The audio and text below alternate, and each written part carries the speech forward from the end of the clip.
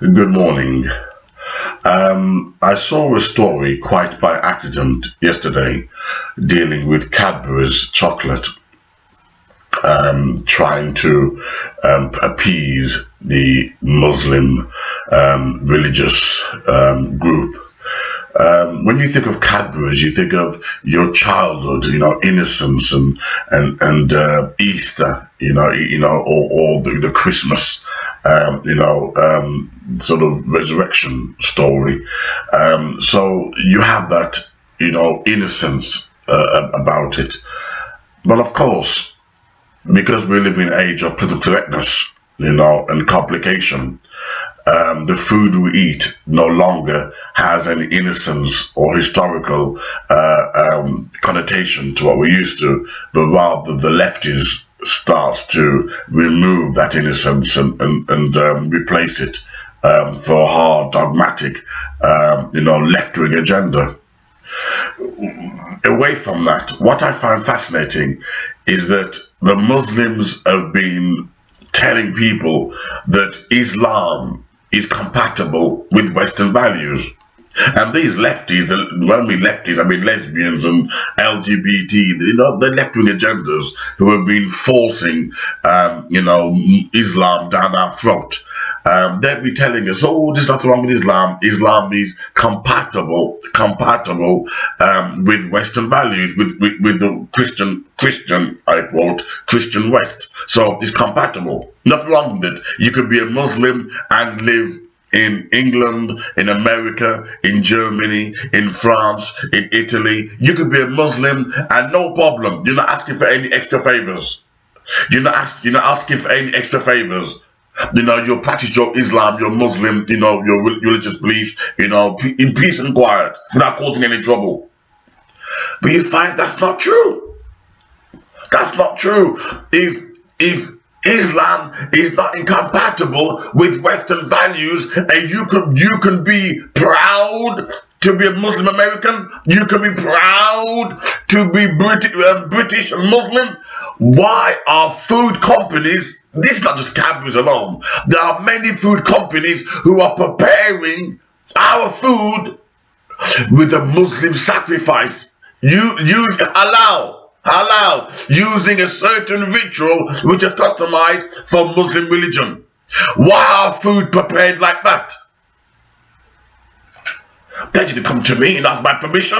I'm not a goddamn Muslim. Cadbury's are not the only one. If you look at Google, food that are being prepared, right, halal, ritual sacrifice to appease the Muslim groups. You see, no Jews has ever forced their kosher food on us. No Jews have ever done that. They go to the Jewish market, they deal with the Jewish community. That's where they buy their things from. But no, Muslims have got to be that extra. They have to be that extra. They force their way of life, their filthy culture. They force it into our everyday supermarket. This is the proof.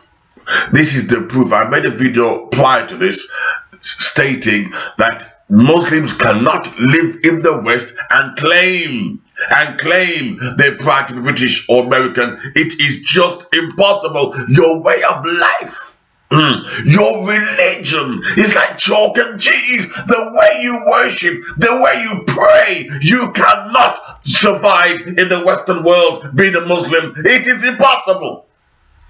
No, what you mean is dawah. Dawah. You pretend that you're proud to be Muslim, so proud to be American. You pretend you're proud to be British, but through dawah, you try to get changes, bring across changes. How the hell did Cadbury's make their chocolate halal? Who the hell bribed them? Mecca, Arabia? Who gave them money to say, shh, stop your clients, stop your consumers? We'll give you money and prepare your chocolates halal. Who bribed them? And worst of all, the Cadburys are supposed to be Easter, the Christmas message of the death and resurrection of Christ. It has nothing to do with Islam. What business have they got turning our Christian message into some goddamn halal blinking ritual. I tell you this, I made a video ages ago in 2007, right, with my Christmas message. Only one I did, and then I didn't do any more after that, but until I started with this channel. But I predicted that Britain will be under Sharia law. In 2007, I predicted that Britain will be under Sharia law. Do you know something? In 2008, the government said, right, after my prophecy, call it what you like. If it came to pass, call it what you like. It must be a prophecy. It came to pass. Right? I made a prophecy that England will be under Sharia law. I'm making it a prophecy now. Call me what you like. When you call me a prophet, that's no business. But I'm making it a prophecy now. What you see is nothing. There's something happening behind the scenes. Look, make a note of this video right now. Make a note. You'll wake up one day. You'll wake up one day and you won't hear the church bells ringing anymore. You won't see any church buildings. There'll be Muslim mosque. You'll wake up one day and the only sound you'll hear is the Muslim cry to prayer. Why England's doing this, I don't know. But something sinister is happening behind the scenes. How the hell can you knock the foundation of a Christian country and want to turn it Islamic? Well, in Christian country, I should go, right? All those founded on Christian principles and want to turn it Islamic. It doesn't make sense. You've got to question the kind of leaders that we got into power. If the government are trying to lock the country up, lock the faith, then should it be done for treason? Should it be done for treason? After all, England's supposed to be, the Queen is supposed to be the head of the church. Something does not add up. It does not add up. How can Cadbury's go behind the consumer's back and prepare their food that's going to be contrary to our beliefs, whether cultural beliefs or religious beliefs? That's against our human rights. That's against our human rights. And things like that is what will cause a race war. Because people can't tell the difference between race war and religious war, trust me. It's supposed to be a religious war, but it'll be a race war. Some people are thick. This is what will cause a race war. And from those who are more intelligent, a religious war, if there's a damn difference. You can't crush one culture, crush their human rights, and bring in a foreign religion. No country has ever done that. That is strange. That's not normal practice. And for that, I will be boycotting Cadbury's.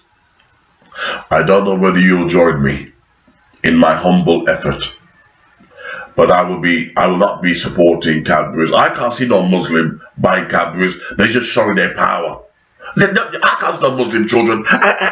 Resurrection. Where's my Cadbury? I can't see no. Have you looked at your Muslim children? You ever seen them? They're not children. They're bloody adults. They're skeletons. They got no smile on their face. They're not normal children. You look at any Muslim children, they're raised to be suicide bombers. There's no smile on their face. Can you imagine them buying Cadbury's? No, you won't. So I'm going to boycott the Cadbury's.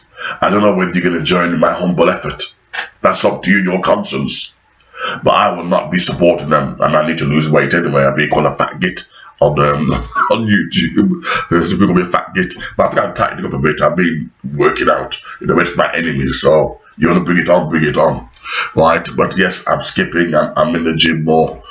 So this fat git nonsense will stop.